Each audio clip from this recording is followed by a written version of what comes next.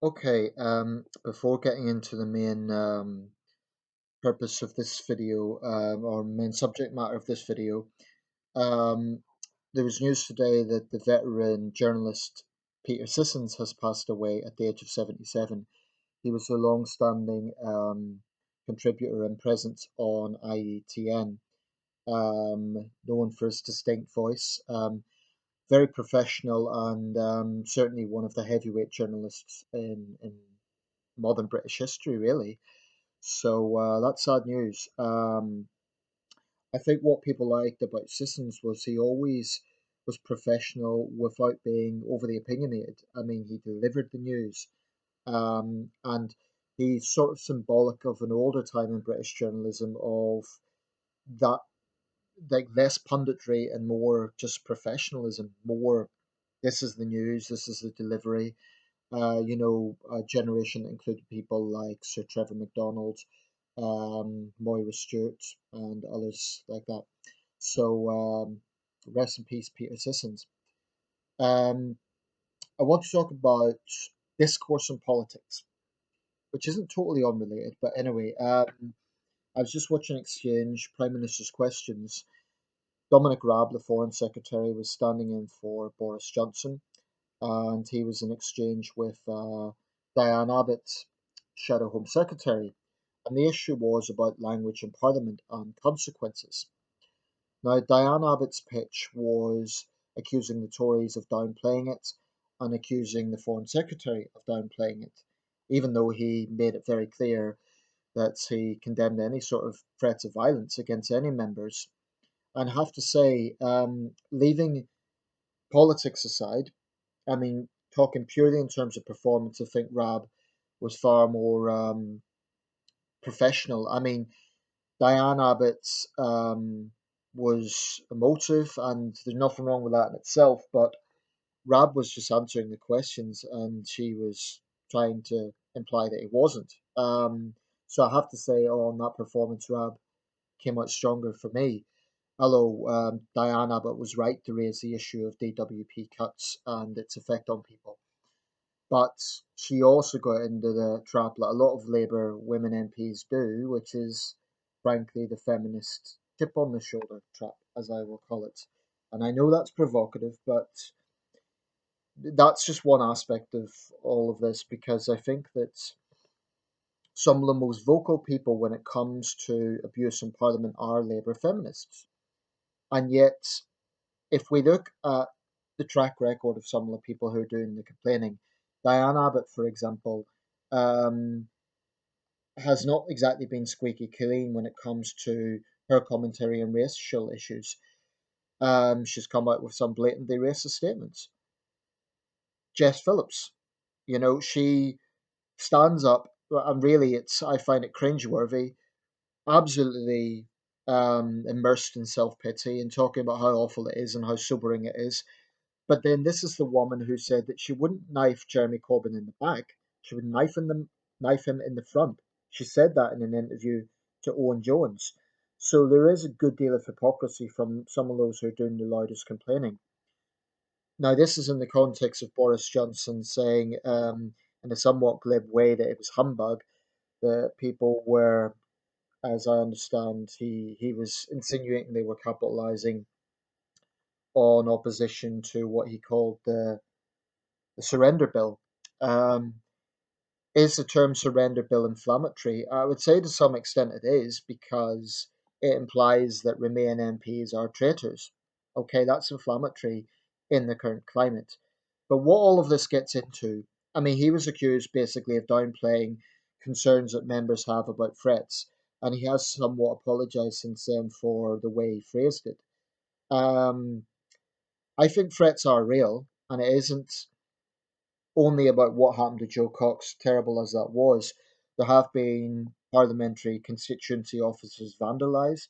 There has been threats online. I think a lot of it's hot air, but that doesn't mean that there isn't a real threat there. Um, and I do think that the main issue here is what is the balance? Because, well, firstly, there has to be consistency. So someone like Jess Phillips, who's doing some very vocal complaining, needs to look at her own record. I'm sorry, but that sort of hypocrisy I have no respect for. I do appreciate that female MPs have had some disgusting abuse, and there is a specific thing there in that they get rape threats, which obviously male MPs don't get.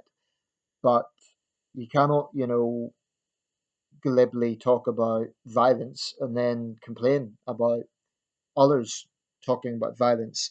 And this applies across the board. I mean, Nigel Farage this week, addressing a crowd in Wales, spoke about taking the knife to them, which by which he means Remain MPs.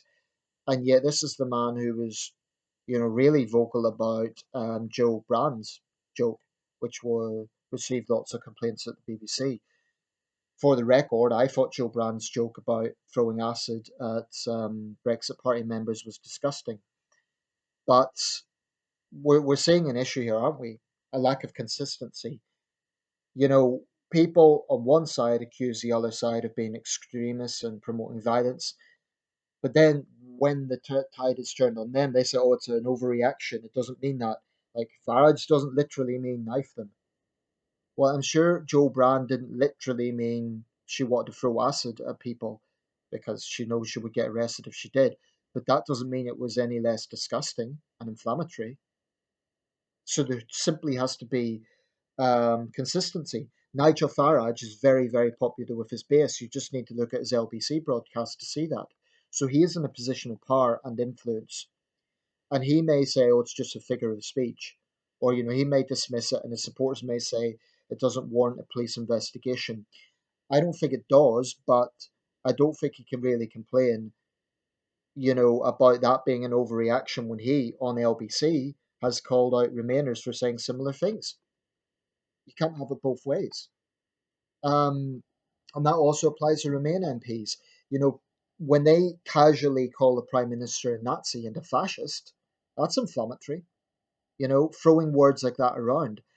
When challenged about it, they kind of make excuses. They don't even regret it. So there are a lot of people in a position of power who are inflaming tensions in this country. And I think that is a problem because tensions are running very high. There is strong anger on the Leave side. There's anger on the Remain side as well, by the way. Brexiteers don't have a monopoly on anger. A lot of Remain people are very angry. A lot of EU citizens in this country are very apprehensive. So there is anger all around. And I think that I'll just elaborate on that a little bit because it's something that isn't said enough. Leave people say, oh, we demand Brexit is delivered and it's a betrayal and we're furious. Well, a lot of Remain people are furious that this whole mess has been brought into this country when many people believe Cameron should never have called the referendum in the first place. So the anger is on both sides. But anyway, it's about getting a balance, isn't it? Because freedom of speech is absolutely essential in a democracy, and I don't think that you can have a parliamentary democracy where there isn't rigorous debate. And to me, that means avoiding excessive etiquette. Obviously, there's parliamentary protocol, and I do understand that needs to be quite strict. I get that, but MPs should be able to passionately disagree. They should even be able to say, dislike each other. So I don't think it's a case of putting on this facade and being overly polite. If someone feels strongly about something, so for example, Diane Abbott has a right to be angry about what the DWP is doing to claimants. I'm angry about that. Dominic Raab has a right to defend his party's record, although he doesn't have much defence about that, but that's not here or there.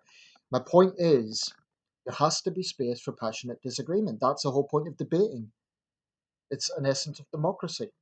And I do think if we get to a point where we're too sensitive with words and MPs are constantly, walking on eggshells, I will say this though, I get the impression male MPs exercise more caution because they have the added whammy of being accused of sexism.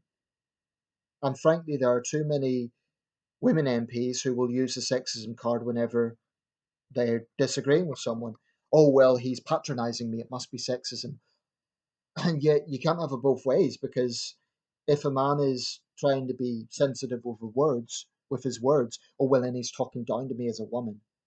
But if he uses more robust language, then he's bullying me. I'm a woman. You know, you can't have it both ways. If you want to be treated equally, then expect the same treatment. Don't expect, you know, him to treat you in a special way. And I do frankly think some feminist MPs have that mindset. I'm a woman, I can't be criticised.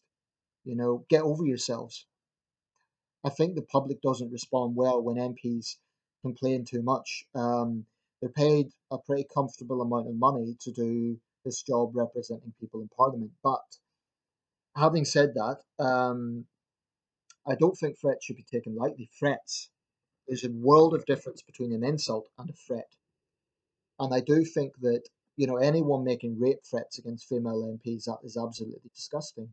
Even if it is hot air, even if they're not going to act on it, that is disgusting and it should be condemned. But this is all about a balance. There needs to be scope for robust debate. And in defense of the Prime Minister, he might say, well, surrender is genuinely how I feel about it. And he feels that, as he's pointed out, is there a situation where we can describe it any other way? Now, whether you agree with it or not, what he's saying is, I genuinely feel the wording is appropriate. So that's a sincere position. Whether you agree with it or not, that's a sincerely held view. And he sincerely believes he can't word it any other way. Um, I don't entirely agree with that.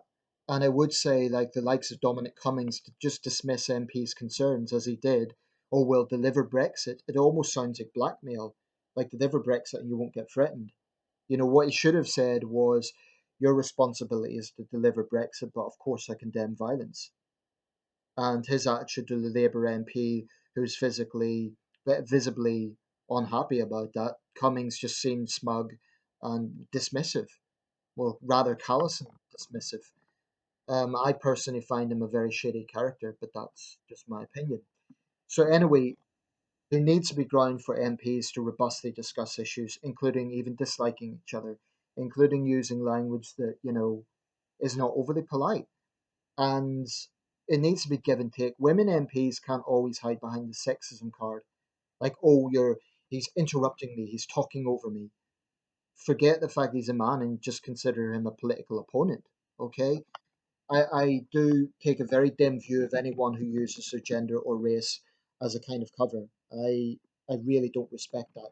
Like, it's because I'm black, it's because I'm a woman, you know. Get over yourselves, do your job, and engage in robust debate. Where there are threats, that's a different matter. I think threats are wrong, and there is context to that, not just what happened to Joe Cox, but MPs have had their offices vandalised, and tensions are running high. So parliamentarians do need to be responsible. Any references to weapons, no matter what sort of figure of speech it is, you know, in the current climate, someone out there might take that literally. So I do think people need to be responsible. You can be angry and passionate without insinuating violence, you know, and that is the balance.